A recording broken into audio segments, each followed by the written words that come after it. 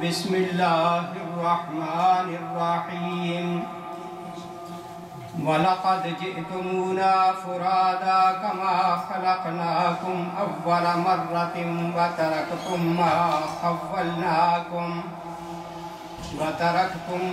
خَوَّلْنَاكُمْ وَرَاءَ ظُهُورِكُمْ وَمَا نَرَى مَعَكُمْ شُفَعَاءَكُمُ الَّذِينَ زَعَمْتُمْ أَنَّهُمْ فِيكُمْ شُرَكَاءُ لَقَدْ تَقَطَّعَ بَيْنَكُمْ وَضَلَّ عَنْكُمْ مَا كُنْتُمْ تَزْعُمُونَ صدق اللہ العظیم۔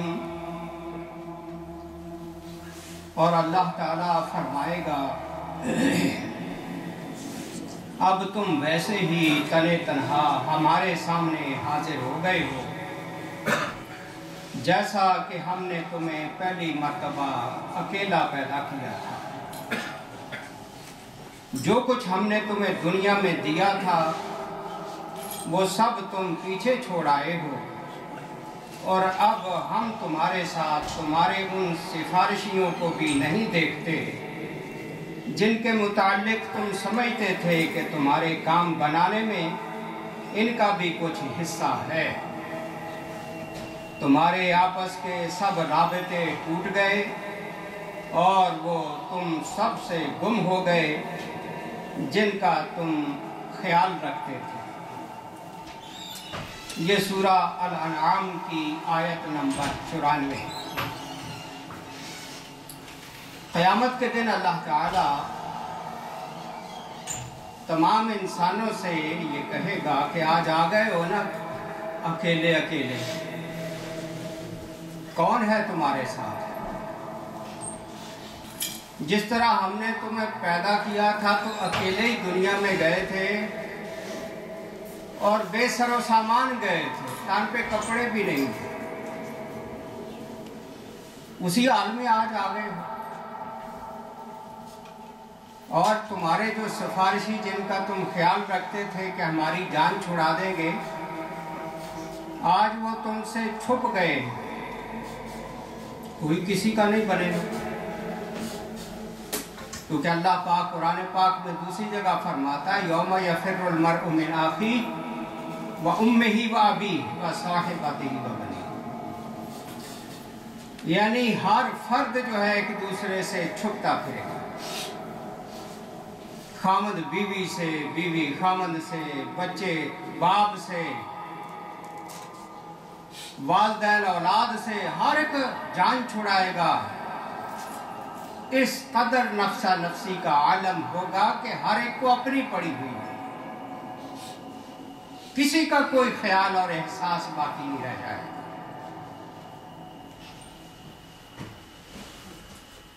یہ وہ دن جس کا ذکر اللہ تعالیٰ نے اس قرآن میں کیا، نبی علیہ السلام کے ذریعے سے ہمیں خبردار کیا۔ یہ اللہ تعالیٰ کی خاص مہربانی نہیں ہے کہ اس نے ہمیں پہلے ہی بتا دیا کہ وہاں یہ اس طرح سے معاملہ پیش آنے والا ہے۔ اگر وہ ہمیں نہ بتاتا اور اچانک قیامت کے دن ہمیں پکڑ لیتا تو وہ تو ایسے بھی کر سکتا تھا، لیکن وہ ارحم الراحمین ہے، اس نے سارے آنے والے ہمارے مشکل مرحلے جو ہیں، ہمارے آنے والے سارے ٹیسٹ اور امتحان جو ہیں ان کو پہلے ہی بتا دیا ہے کہ اس کی تیاری کر کے آنا ہے۔ اس دن کی بے خبری اور غفلت سے زندگی گزار کے نہ آ جائے، اس کی فکر کر کے آنا ہے، تیاری کر کے آنا ہے، کیونکہ وہاں آدمی بالکل تنہا اسی طرح ہوگا جس طرح اس دنیا میں تنہا آیا تھا، پلے بھی کچھ نہیں ہوگا، جتنا کچھ اس دنیا میں جمع کیا وہ سارا تو یہیں رہ جائے گا، اور ہم اپنی آنکھوں سے دیکھ رہے ہیں، کوئی بھی تو ساتھ لے کے نہیں گیا ہے ہمارے بڑوں میں سے، جو کچھ انہوں نے بنایا تھا سارا کچھ یہیں چھوڑ کے تنہا قبروں میں جا کے پڑے ہوئے ہیں، اور تنہا ہی قبروں سے اٹھا لیے جائیں گے۔ تو یہ دنیا کا مال و دولت، یہ ساز و سامان، یہ جاگیریں، یہ جائیدادیں سب ہم دیکھ رہے ہیں کہ یہی رہ جاتی ہے، جانے والے چلے جاتے، بنانے والے نکل جاتے ہیں۔ اس لیے اس دن کی تیاری کا ہمیں موقع اس دنیا میں دے دیا گیا، اور اس کی تیاری جن لوگوں نے کی تھی ان کے چند نمونے آپ کے سامنے پیش کیے۔ ارسل عمر بن الخطاب سعید بن عامر الی حمص والیا و امیرا، حضرت عمر نے خلیفہ ہوتے ہوئے عراق میں جو حمص کا علاقہ ہے وہاں پر سعید بن عامر کو گورنر بنا کے بھیجا۔ وَكَانَ سعید بن عامر من ازہد الناس ومن اعبد الناس واصدق الناس مع رب الناس۔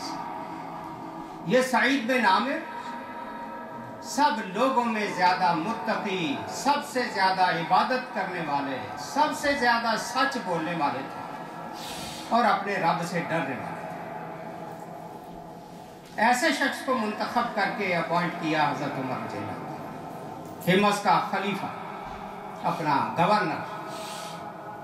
آج یہاں گورنر دیکھیں کیسے مقرر ہوتے ہیں، انتہا درجہ کے بے ایمان، کرپٹ، فاسق و فاجر، بدکار، زانی، شرابی، کوئی بھی یعنی دنیا کا عیب جو ہے وہ سب ان میں پائے جاتے ہیں۔ چن چن کے ایسوں کو مقرر کیا جاتا، نام کے مسلمان، شرم ہی نہیں آتی، حیا ہی کوئی نہیں۔ حضرت عمر نے کیسا مقرر کیا گورنر؟ جو سب سے زیادہ پرہیزگار اور متقی، سب سے زیادہ عبادت کرنے والا، سب سے زیادہ سچ بولنے والا۔ آج کوئی بھی حکمران سچ ہی نہیں بول رہا، اتنا جھوٹ سن سن کے ہمیں شرم آنا شروع ہو جاتی ہے، ان کو شرم نہیں آتی جھوٹ بولنے، بولتے جا رہے ڈیٹ ہوتے۔ فذهب سعید بن عامر فتولی ولایت حمص، چلے گئے بیچارے یہ سعید حمص کے علاقے میں۔ فمکث عندهم سنوات، کچھ سال وہاں گورنر کے طور پہ ٹھہرے۔ وکان من خیرت الناس یعیش عیشۃ الفقیر، وہاں جا کے فقیروں کی زندگی گزار رہے، فقیروں کی ہے گورنر۔ فمر عمر علی الامراء یسألهم ویسأل الرعایا عنہ، حضرت عمر ایک بار نکلے مختلف علاقوں میں تو ان کے حکمرانوں کے بارے میں سی آئی ڈی لینے لگے، پوچھنے لگے کہ کیسے ہیں تمہارے گورنر وغیرہ، ان سے علیحدگی۔ فَيُحَاكِمُهُمْ أَمَامَ النَّاسِ، پھر لوگوں کے سامنے اس حکمران کا احتساب کرتے کہ یہ لوگ جو اعتراض کر رہے ہیں اس کا جواب دو۔ فَلَمَّا وَصَلَ إِلَىٰ حِمَصَ سَأَلَ أَهْلَ حِمَص عَنْ سَعِيدِ بْنِ عامر، حمص حضرت عمر پہنچے تو انہوں نے اسی اپنے گورنر کے بارے میں لوگوں سے پوچھا کہ بھئی سعید بن عامر تمہارا گورنر کیسا ہے؟ فقالوا فیہ خیرا، لوگوں نے کہا اچھا بھلائیاں ہیں اس میں، من اصدق الناس، سب سے سچ بولنے والا آدمی ہے، عبد الناس، سب سے زیادہ عبادت گزار ہے، من ازہد الناس، سب سے زیادہ اللہ سے ڈرتا، دنیا کی کوئی اس کو لالچ نہیں۔ لولا اربع خصال فی، چار چیزیں اگر اس میں نہ ہوں تو یہ بہت ہی اعلیٰ درجہ کا انسان۔ اب حضرت عمر نے پوچھا وہ چار کون سی اس میں خامیاں ہیں؟ قال عمر وما ہی، کیا ہیں وہ؟ قالوا لا یخرج لنا حتی یتعالی النہار، یعنی یتأخر فی دوامہ، لوگوں نے کہا کہ یہ اپنے گھر سے جلدی باہر نہیں نکلتے ہیں، جب اچھا خاصا دن چڑھ جاتا ہے پھر یہ گھر سے باہر نکلتے ہیں، لوگ حاجتیں لے کے باہر کھڑے رہتے ہیں۔ فقال عمر هذه واحدہ، ٹھیک ہے یہ ایک چیز ہو گئی۔ قالوا وله يوم في الاسبوع لا يخرج ليلہ فیہ، جی ہفتے میں ایک دن بھی ایسا آتا ہے یہ باہر نہیں نکلتا ہے، اپنے گھر میں رہتا ہے، ہم اس دن اس کا انتظار کرتے ہیں۔ قال والثالثہ، حضرت عمر نے پوچھا تیسری کیا ہے؟ قالوا لا يخرج إلينا بليل مهما طرقنا علیہ، کہ رات کے وقت گھر سے نہیں نکلتے ہمیں اگر کوئی ضرورت ہوتی ہے. قال والرابعہ حضرت عمر نے پوچھا چوتھی چیز کیا ہے؟ قالوا کہنے لگے اذا کان فی مجلس الحکم اغمی علیہ حتی یرش بالماء. بعض دفعہ مجلس میں جی بیٹھے بیٹھے بے ہوش ہو جاتے ہیں اور بے ہوش ہو کے زمین پر گر جاتے ہیں, پھر ہم پانی ان کے منہ پر چھڑکتے ہیں, ان کو ہوش آتا ہے. یہ 4 خامیاں ان میں ہیں. قال عمر وقد قرت عیناہ بالدموع. حضرت عمر کی آنکھوں سے آنسو آئے, فرمانے لگے اللہم لا تخیب ظنی فی سعید بن عامر. اے اللہ, میں نے سعید کو ان کا گورنر بنا کے بھیجا تھا, مجھے اس پر بڑا ہی اعتماد تھا, میرے اس اعتماد کو یا اللہ ٹھیس نہ پہنچے. قم یا سعید رد عن نفسک. سعید اب لوگوں کو کھڑا ہو کے ان باتوں کا جواب دو. بر رعیہ جلوس اور لوگ بیٹھے ہوئے. قال واللہ لوددت ان استر ھذا العمل. حضرت سعید کہنے لگے خدا کی قسم میں تو چاہتا تھا کہ میری یہ 4 باتیں چھپی رہ جاتی, اللہ ان پہ پردہ ڈالے رکھتا. وَأَمَّا قَوْلُهُمْ يَا أَمِيرَ الْمُؤْمِنِينَ أَنِّي لَا أَخْرُجُ إِلَّا إِذَا طَعَلَ النَّهَارِ. اب ان لوگوں نے میرا راز فاش کاری دیا ہے تو میں امیر المومنین آپ کو بتاتا ہوں کہ جو میں دن چڑھے باہر گھر سے نکلا. فَإِمْرَأَتِي مَرِيضَةٌ وَلَيْسَ لِي خَادِمٌ. میری بیوی بیمار ہے اور اس کے پاس کوئی خادم بھی نہیں. گورنر کہہ رہا کہ بیوی بیمار ہے, اس کے لیے خدمت کرنے والا کوئی نہیں. فَأَكْنُسُ فِي بَيْتِي. میں اپنے گھر میں جھاڑو خود پھیرتا ہوں. وَأَصْنَعُ طَعَامَ دَارِي. گھر کا کھانا خود تیار کرتا ہوں. وَأُصَلِّي الضُّحَىٰ. پھر میں چاشت کی نماز پڑھتا ہوں. ثُمَّ أَخْرُجُ إِلَيْهِمْ. پھر ان کی طرف باہر نکلتا ہوں. دیر سے گھر سے نکلنے کی وجہ یہ تھی کہ میں اپنی بیوی کے بیمار ہونے کی وجہ سے, چونکہ وہاں گھر میں کام کرنے والا کوئی نہیں تھا, مجھے گھر کے کام خود کرنے پڑتے, بیوی کے بھی خود کرنے پڑتے. یہ تھے گورنر, یہ تھے وہ لوگ جو اپنی آخرت کی تیاری کر رہے تھے اس دنیا میں. جس دن اللہ نے پوچھنا تھا کہ آ گئے ہو نا آج تنہائی, کیا لے کے آئے؟ قال وَأَمَّا قَوْلُهُمْ أَنِّي لَا أَخْرُجُ لَهُمْ بِاللَّيْلِ. امیر المومنین دوسرا اعتراض انہوں نے یہ کیا ہے کہ میں رات کے وقت نہیں نکلتا ہوں گھر سے. فَقَدْ جَعَلْتُ لَهُمُ النَّهَارَ وَجَعَلْتُ لِرَبِّ اللَّيْلِ. پھر میں سارا دن جب گھر سے نکلتا ہوں تو انہی کی خدمت میں لگا رہتا ہوں, کوئی ذاتی کام نہیں کرتا. جب رات ہوتی ہے, دن میں نے ان کو دیا ہوا ہے, رات میں نے اپنے رب کو دی ہے. رات کو میں اپنے رب کی بندگی کرتا رہتا ہوں. اس لیے میں نہیں نکلتا کہ ان کا حق تو میں دے آیا ہوں دن میں. وَأُصَلِّي وَأَدْعُو اللَّهَ حَتَّى السَّحَرِ. میں نماز پڑھتا رہتا ہوں, رات کو اللہ سے دعائیں کرتا رہتا ہوں, اسی طرح سحر ہو جاتی ہے. تیسری بات جو انہوں نے مجھ پہ اعتراض کیا, قال وَأَمَّا قَوْلُهُمْ أَنَّ لِي يَوْمًا لَا أَخْرُجُ فِيهِ إِلَيْهِمْ. کہ تیسرا جو انہوں نے کہا کہ میں ہفتے میں ایک دن گھر سے باہر نہیں نکلتا.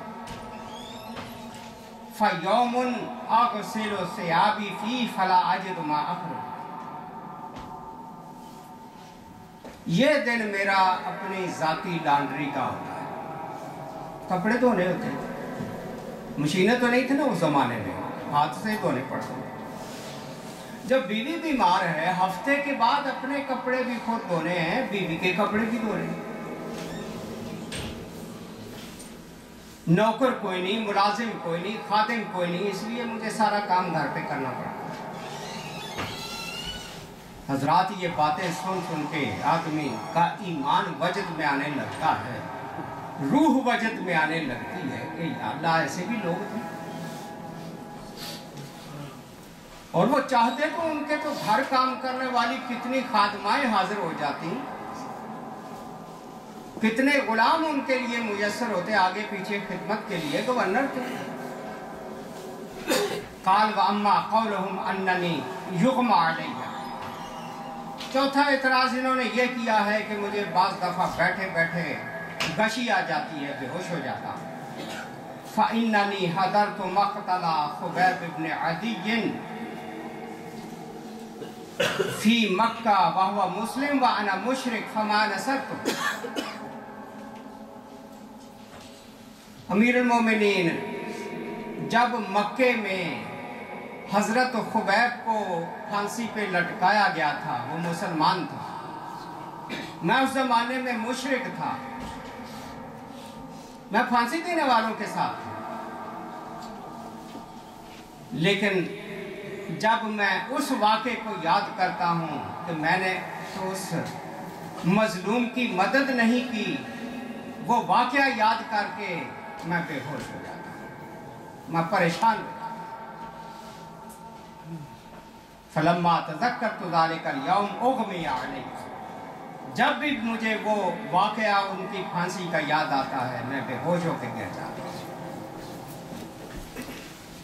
فتحلل وجہ عمر، حضرت عمر نے چاروں اعتراض جو اس کی رعایا کی طرف سے کیے گئے تھے اپنے گورنر کی وضاحت جب سنی، حضرت عمر کا چہرہ لہلہا اٹھا، چمک اٹھا۔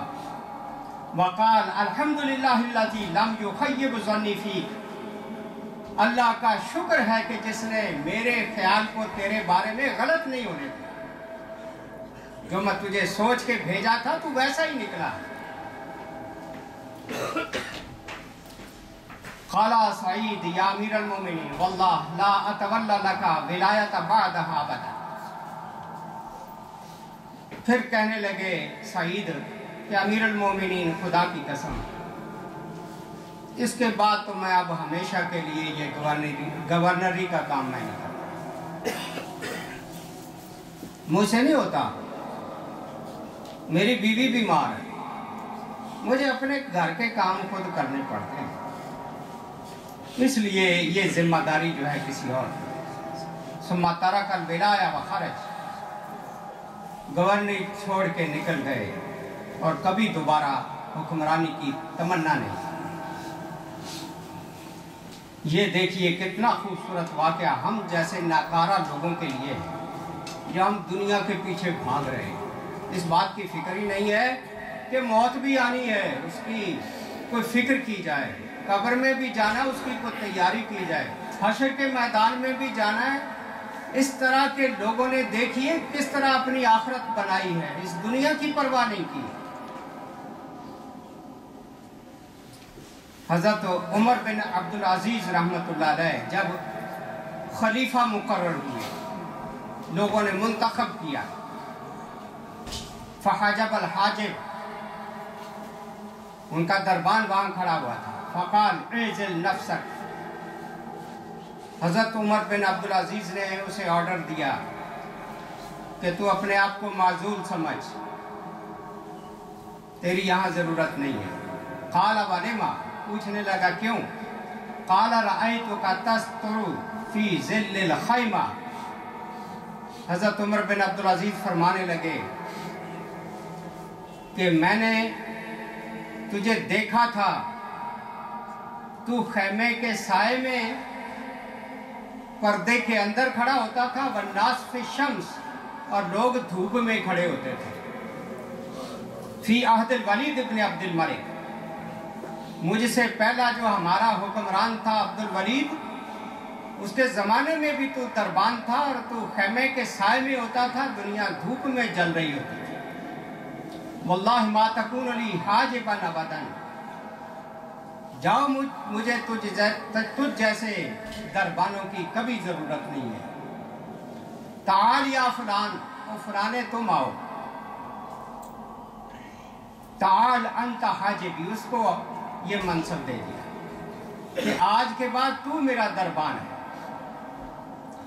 فقد رأیتک تکثر من قراءۃ القرآن، کیونکہ میں نے تجھے دیکھا تھا کہ تو کثرت سے قرآن کی تلاوت کرتا رہتا ہے وَتُصَلِّ الضُّحَىٰ فِي مَكَانٍ لَا يَرَاكَ إِلَّا اللَّهُ، اور تو چاشت کی نماز ایسی جگہ چھپ کے پڑھتا تھا جہاں اللہ کے سوا تجھے کوئی دیکھتا نہیں تھا۔ تو اتنا نیک تھا، میں نے تجھے پچھلی حکومت میں دربان دیکھا تھا، اس لیے تمہیں یہ میں ڈیوٹی دیتا ہوں۔ وَقَدْ كَانَ رحمہ اللہ يُقَدِّمُ النَّاسِ بِقَدْرِ تَقْوَاهُمْ، حضرت عمر بن عبدالعزیز بھی حضرت عمر بن خطاب کی طرح ان لوگوں کو آگے بڑھایا کرتے تھے جن میں تقوی زیادہ ہوتا تھا، پرہیزگاری زیادہ ہوتی تھی۔ فقد وفد علیہ ثلاثہ، 3 لوگ حضرت عمر بن عبدالعزیز کے پاس آئے۔ فقال للاول ابن من انت، پہلے سے پوچھا تو کس کا بیٹا ہے؟ قال انا ابن الامیر الذي كان في عهد الولید، کہ میں جی گزشتہ حکمران جو ولید تھا، خلیفہ جو تھا، اس کے گورنر کا بیٹا ہوں۔ فقال عمر اغرب عنی فإن اباک کان یجلد المسلمین، میری آنکھوں سے دور ہو جا، کیونکہ تیرا باپ گورنر مسلمانوں کو کوڑے مارا کرتا تھا۔ یہ انتہائی پاورفل خلیفہ مسلمانوں کا عمر بن عبدالعزیز، اتنا نیک کہ میں نے دیکھا ہے کہ تیرا باپ جو گورنر تھا مسلمانوں کو کوڑے مارتا تھا۔ ثم قال لثانی، دوسرے سے پوچھا وَأَنْتَ ابن من، تو کس کا بیٹا ہے؟ قال ابن والی الکوفہ لفلان، کہ میں فلاں کوفے کا جو گورنر تھا اس کا بیٹا۔ قال دعنی منک ومن ابیک، اپنے سے اور اپنے باپ سے میری جان چھڑا، دفع ہو جاؤ۔ ثم قال للثالث، تیسرے سے پوچھا وانت ابن من، تو کس کا بیٹا ہے؟ قال ابی قتادہ بن نعمان الذی ضرب فی عینہ یوم احد، کہ میں جی ابو قتادہ ہوں، جنگ احد میں جس کی آنکھ جو تھی وہ نکل گئی تھی، زخم ایسا لگا تھا بھیلا بار آ گیا۔ ضربہ مشرک فسالت عینہ علی خدہ، جب جنگ میں مشرک نے آنکھ پہ مارا تھا تو آنکھ نکل کے باہر لٹک گئی تھی رخسار پر۔ فردہا محمد صلی اللہ علیہ وسلم، تو محمد صلی اللہ علیہ وسلم نے میرے اس ڈھیلے کو آنکھ کے اخوانے میں فٹ کر دیا تھا، لب مبارک لگا کر، اور آج تک الحمدللہ میری آنکھ صحیح سلامت ہے۔ وَكَانَتْ أَجْمَلُ مِنَ الْأُخْرَى، یہ آنکھ بلکہ دوسری آنکھ سے زیادہ خوبصورت ہے، میں وہ ہوں۔ ثم قال الفتى، پھر ایک نوجوان نے کہا، پھر اس نوجوان نے کہا انا ابن الذی سالت علی الخد عینہ فردت بکف المصطفیٰ احسن الردی، یعنی اس نے شعر پڑھا کہ میں اس کا بیٹا ہوں جس کے آنکھ اس کے رخسار پر لٹک گئی تھی، تو مصطفیٰ صلی اللہ علیہ وسلم نے اپنے ہاتھ مبارک سے اس کو وہاں واپس فٹ کر دیا۔ فبکا عمر بن عبدالعزیز، حضرت عمر بن عبدالعزیز رونے لگے۔ فرمایا من اراد ان یفتخر فلیکن مثلک، اب کوئی اگر فخر کر سکتا ہے تو تیرے جیسا کر سکتا ہے کہ تو کس عظیم باپ کا بیٹا ہے۔ انت النسب وانت التقی وانت الوطن، تو ہی صاحب حسب نسب ہے، تو ہی متقی اور پرہیزگار ہے، تو ہی بہادر ہے۔ اسی طرح حضرت عمر رضی اللہ تعالیٰ عنہ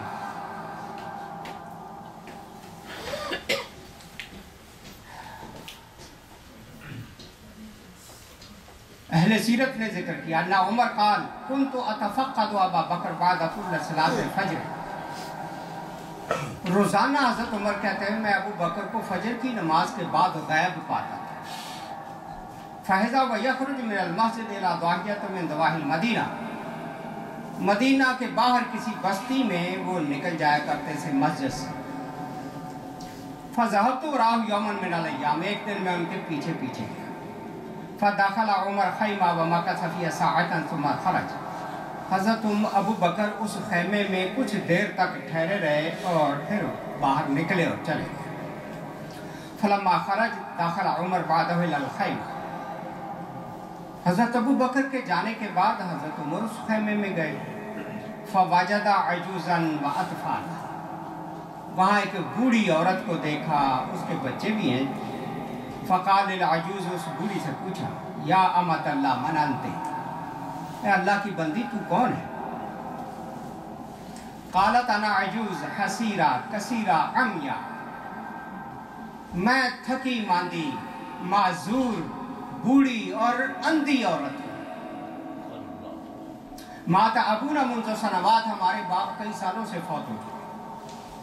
क़ाल व मन हाज़ा शैख़ुल लज़ी यदख़ुलु अलैकुम, हज़रत उमर पूछते हैं कि ये बूढ़ा तुम्हारे खैमे में जो रोज़ाना सुबह के वक्त आता है, ये कौन है? क़ालत ला आरिफ़ु, कहने लगी मुझे नहीं पता कौन। ला तारिफ़ अबा बकर, वो बेचारी अबू बकर को जानती नहीं।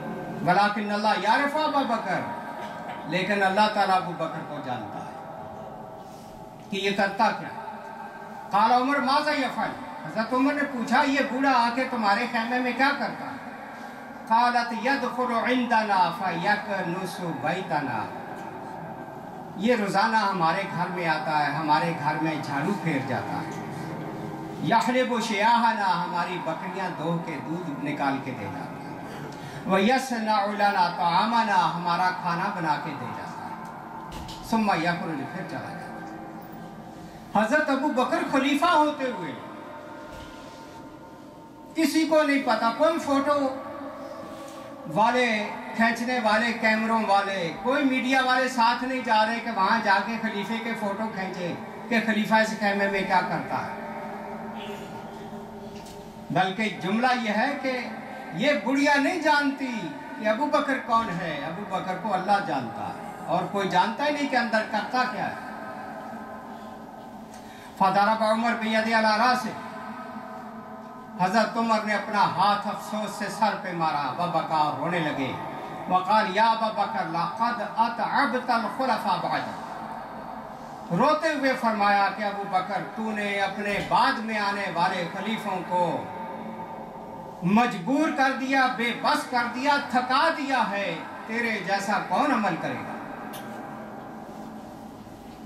तूने तो खिदमत की इंतहा कर दी है। मन यफ़अल मिसला हाज़ल फ़इल, कौन ऐसे काम करेगा तेरे बाद? मन युतफ़क़्क़द मिसला हाज़ल तफ़क़्क़ुद, तेरी तरह कौन किसी को गैर हाजिर पाएगा कि वो कहाँ गया है। मन यख़दिमु मिसला हाज़िहिल ख़िदमा, तेरे बाद ऐसी खिदमत कौन करेगा। इन्नहु सिद्दीक़ुल अकबर, ये सिद्दीक़ अकबर थे। ये कारनामे थे हजरात हमारे उन अजीमुशान रहनुमाओं के, जिन्होंने उस दिन की तैयारी की थी जिस दिन अल्लाह ने कहना था कि आज आ गए हो मेरे पास अकेले ही, सारा कुछ पीछे छोड़ आए हो। तो ये लोग तो भाई अपनी तैयारी करके आगे ले गए, यहाँ कोई खास चीज नहीं था। खुदा के बंदो, हमें भी अल्लाह तौफीक दे कि हम भी आगे के लिए कुछ कर लें। काफिरों की तरह यही बनाते बनाते मर गए, वहां क्या मुंह दिखाएंगे, क्या जवाब देंगे अल्लाह? यहाँ का बनाया हुआ तो यही रह जाएगा, कोई आज तक कब्र में साथ नहीं लेके गया। खुदावंद आलम मुझे भी, आपको भी, तमाम मुसलमानों को उस बड़े दिन की तैयारी की फिक्र और तौफीक नसीब कर दे। वाखिर दावाना अल्हम्दुलिल्लाह।